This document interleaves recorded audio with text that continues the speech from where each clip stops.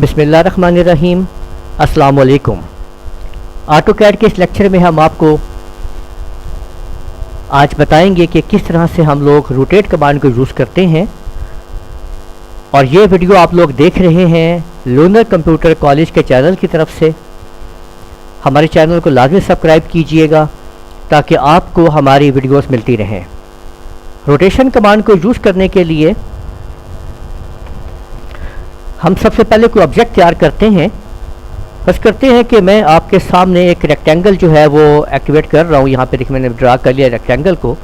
अब मैं इसको रोटेट करना चाहूँगा।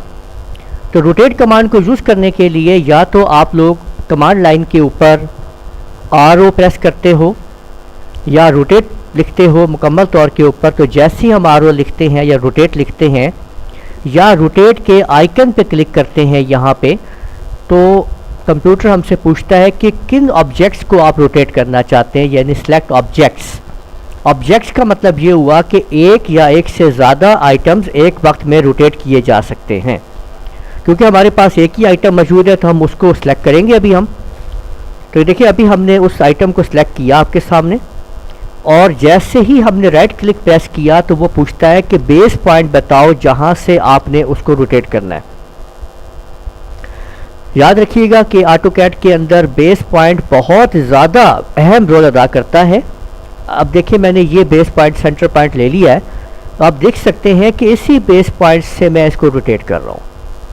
माउस को मैं जैसे ही इसको मैं एंगल को घुमा रहा हूँ माउस को, तो वो उस तरह से रोटेट हो रहा है। तो किसी भी ऑब्जेक्ट को आप किसी भी तरह से आप लोग रोटेट कर सकते हैं, जैसा भी ऑब्जेक्ट हो, चाहे वो लाइन हो कुछ भी हो। अब देखिए कि मैंने ये लाइन ड्रा कर ली है। अब मैं इस लाइन को जो है वो रोटेट करवाना चाह रहा हूँ। मैंने रोटेट कमांड को कमांड लाइन पर टाइप किया, ऑब्जेक्ट को सिलेक्ट किया, और ये देखें कि ये मैंने बेस पॉइंट दी। तो इस बेस पॉइंट के ऊपर ये आप देख सकते हैं कि रोटेशन हो रही है। ठीक है, ये देखिए कि ये बेस पॉइंट के ऊपर रोटेशन की जा रही है। ये आप देख सकते हैं, ये देख लीजिए मैंने क्लिक कर दिया इसके ऊपर। तो यूँ आप लोग देखिए कि किस तरीके से आप लोग जो है वो रोटेशंस को इस्तेमाल कर रहे हैं। ठीक है, अगर हम ये ऑफ स्नैप के बटन को ऑफ़ कर लेते हैं तो अब आप इसका रिजल्ट बेहतर देखेंगे। आपके सामने आएगा कि जब हम इसको प्रॉपर तरीके से यूज़ करते हैं, क्योंकि ऑफ स्नैप जो है वो इस वक्त आप क्या करते हैं कि ये पॉइंट पकड़ लेते हैं, नीचे से ऑफ स्नैप को बंद कर देते हैं। ये देखिए, तो अब आप इसको ये इस तरह से आप इसको देखें मूव कर रहे हैं, और जैसे मैंने क्लिक किया वहाँ पे ये देखें मूव जो है वो हो गया है, रोटेशन मुकम्मल हो गई है। तो रोटेशन को अगर हमने दोनों ऑब्जेक्ट को रोटेट करना चाहते हैं तो फिर हम RO प्रेस करते हैं, और ये देखिए मैंने ऑब्जेक्ट को सिलेक्ट किया। मैंने इस वक्त ये इसका बेस पॉइंट पकड़ा। तो आप देख सकते हैं कि इधर ये दोनों ऑब्जेक्ट इसी बेस पॉइंट से रोटेट हो रहे हैं। जिधर मुझे इनकी ज़रूरत है रोटेट करने की मैंने वहाँ पे इनको रखा, और देखें मैंने रोटेशन मुकम्मल कर ली है। उम्मीद है आप लोगों को रोटेशन समझ में आ गई होगी कि किसी किस्म रोटेट करते हैं। यहाँ पे एक रेफरेंस सिस्टम भी मौजूद है जो कि आप टाइप करके रेफरेंस कर सकते हैं। फिर देख लीजिए एक दफ़ा कि हम रोटेट करवाते हैं ऑब्जेक्ट को।